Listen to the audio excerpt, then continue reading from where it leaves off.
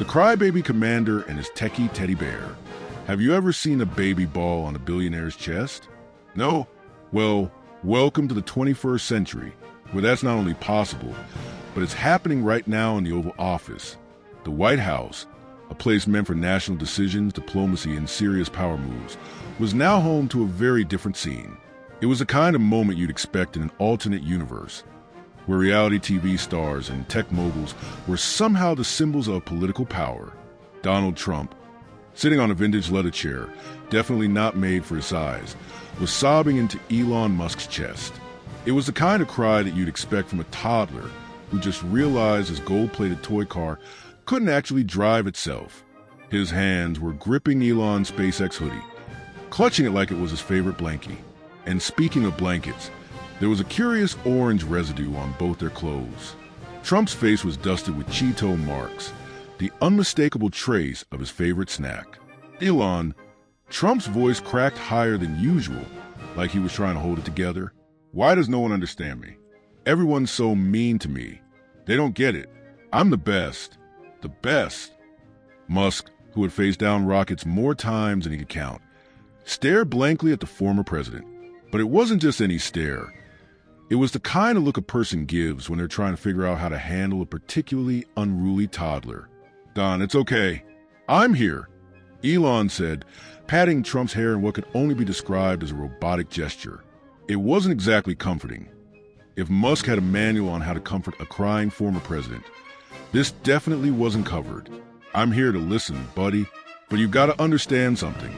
Musk began, scratching his head like he was about to explain quantum physics. Democracy is about more than just one person.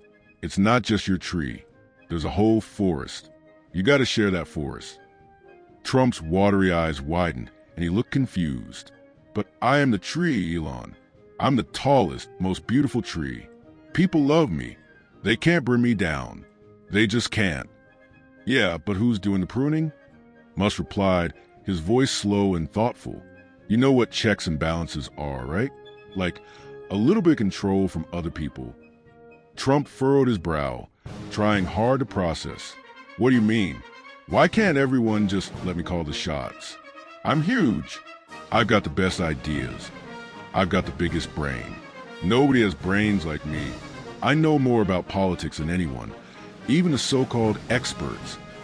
Musk sighed, wiping his brow, now starting to regret even showing up. Okay, Don, let's break this down. Think of democracy like running a giant company, right? You can't just have one CEO. There needs to be a board. You can't make all the decisions alone. Trump blinked, tried to absorb the idea. So, you're saying I need to share my Cheetos?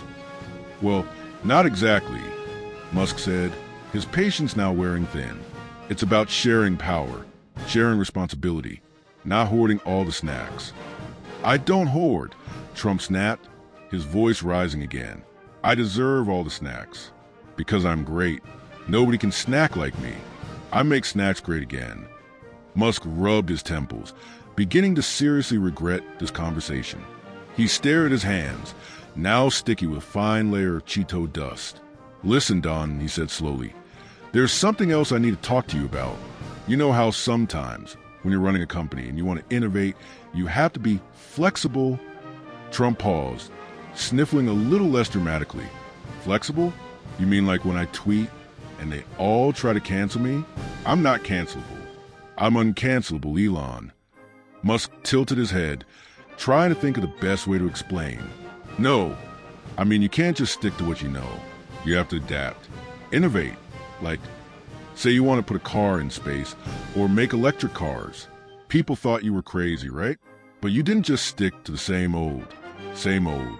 You thought outside the box. Trump raised an eyebrow, his face now showing more confusion than enlightenment. What box? You want me to live in a box? That's not my style, Elon. I'm outside the box. I'm a superstar.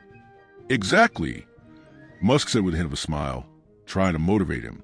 That's the spirit. You gotta think bigger. You're the rocket man, remember? But even rockets have boosters. You can't go to Mars on your own. You need others. That's what democracy is. It's like a space mission. You can't go it alone. You need a crew. A good crew?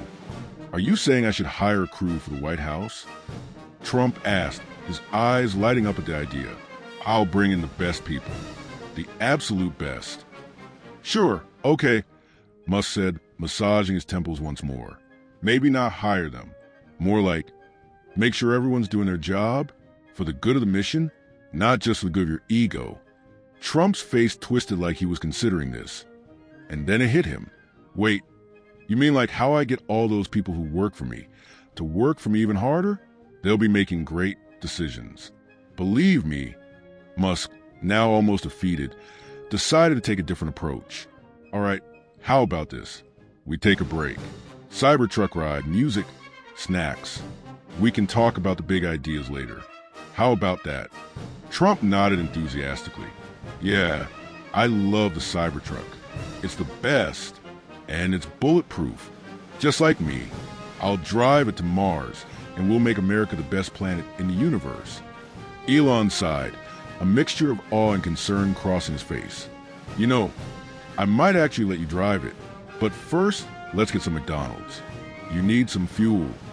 The two men left the Oval Office, an odd pair. One a billionaire with dreams of space exploration, the other a former president who couldn't quite grasp the concept of checks and balances. But in the world they lived in, that seemed like the perfect duo. As they walked out, someone in the back of the room asked, "What does democracy mean in this day and age?" A long pause followed, and then someone else answered, "It's like trying to run a rocket ship with a toddler in the cockpit. You just hope it stays on course, or at least doesn't crash into the moon." And there you have it, democracy.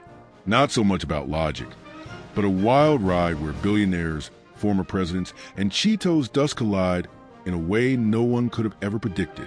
Because in this country, anything's possible, even if we don't fully understand how it works yet. But hey, there's always a new Cybertruck waiting for the next ride. Well, that's all the misinformation we've got for today, folks. If you enjoyed this deep dive into the wrong end of the pool, hit that like button so hard, even your ex would feel it. Don't forget to subscribe, ring the bell, because nothing says I have my life together like notifications about things you don't need to know. Stay factually incorrect, and I'll see you next time. Unless I've accidentally got some facts right then, I'm out.